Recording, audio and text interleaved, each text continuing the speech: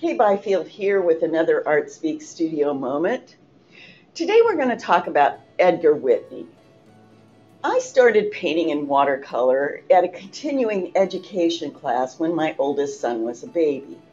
And I soon found myself so engaged that I was painting during every nap time and in the evenings after my husband and son went to bed. It wasn't long until I started seeking out other learning opportunities. I joined the local art league and I began going to workshops.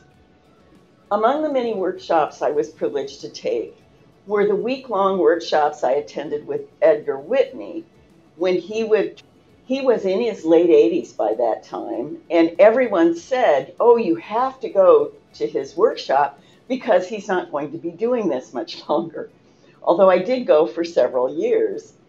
And it was amazing that a man of that age was still out there passionately imparting information about how to use the medium, and especially about the elements and principles of design, which he saw as the building blocks of good paintings.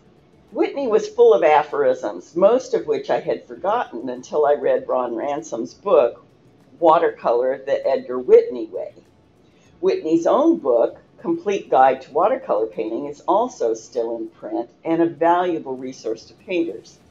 But I also enjoyed the way Ransom encapsulates Whitney's teaching and influence.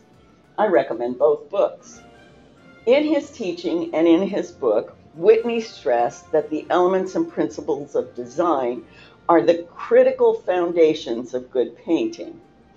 And if you master those, that will determine whether or not you will get a good painting as a result. He also stressed that it is important for artists to feel passionate about their subject matter. And once you've established that you do feel something about what you're about to paint, you need to figure out why you feel that way and then come up with a strategy for communicating that to your audience.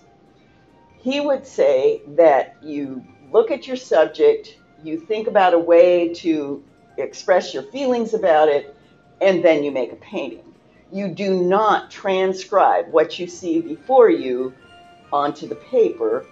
You create an interpretation based on your own feelings. Then it is a matter of making decisions about how to organize the elements of design to create an interesting composition. When I attended his workshops late in his career, as I said, he would do a demonstration while sitting on a stool surrounded by adoring followers in the morning.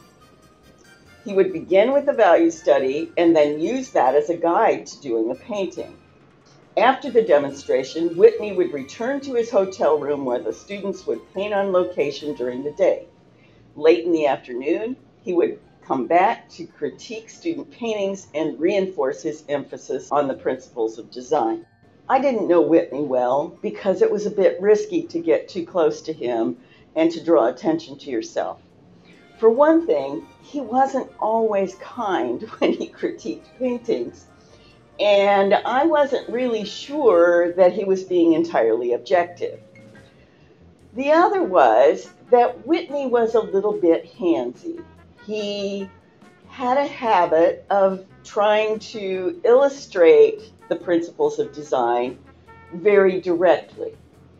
For instance, if he was discussing the subject of repetition, which is one of the major principles of design, he would explain that if you use an element in a certain way in your painting, you need to introduce that element at least one more time, often two, differently in other places in your painting, because repetition is one of the most important organizing principles. And nature follows this rule. So he would reach out to the person standing next to him, usually a woman, and he would say, for instance, you have hair up here and you have hair down here. Repetition in action. Now, this was very shocking to the people that were in the group, but it made it so that no one ever forgot what he was trying to explain. His behavior would never be tolerated today, but we all thought of him as a doddering old man. It was a different time, and we all learned the principles of design. And the proof is in the pudding. As Ranson, a noted watercolorist himself and the author of several books, notes, many of the leading painters of the next generation were devoted students of Whitney. He stressed the importance of preliminary value sketches and provided his students with clear, concise information about how to design impactful paintings. Among these students, many of whom became renowned teachers themselves, and you can find their DVDs and CDs all over the web, were Tony Couch, Frank Webb, Barbara Netjes, Tony Van Hasselt, Joan Ashley Rothermel, and many more.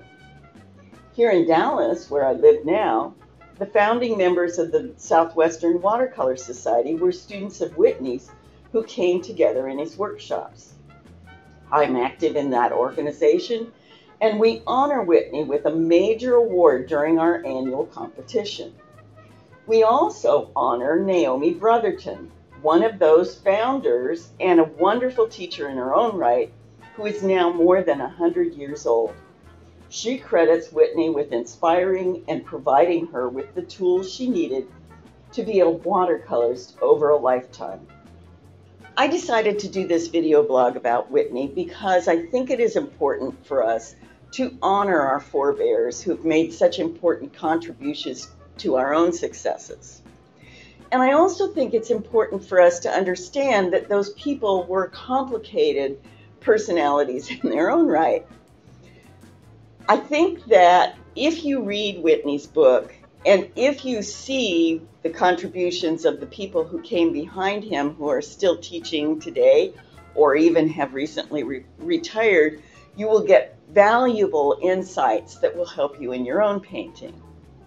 In the meantime, if you're looking for instruction, I invite you to check out ArtSpeak Studio, either online or in the studio itself here in Dallas, and I wish you happy painting. Bye.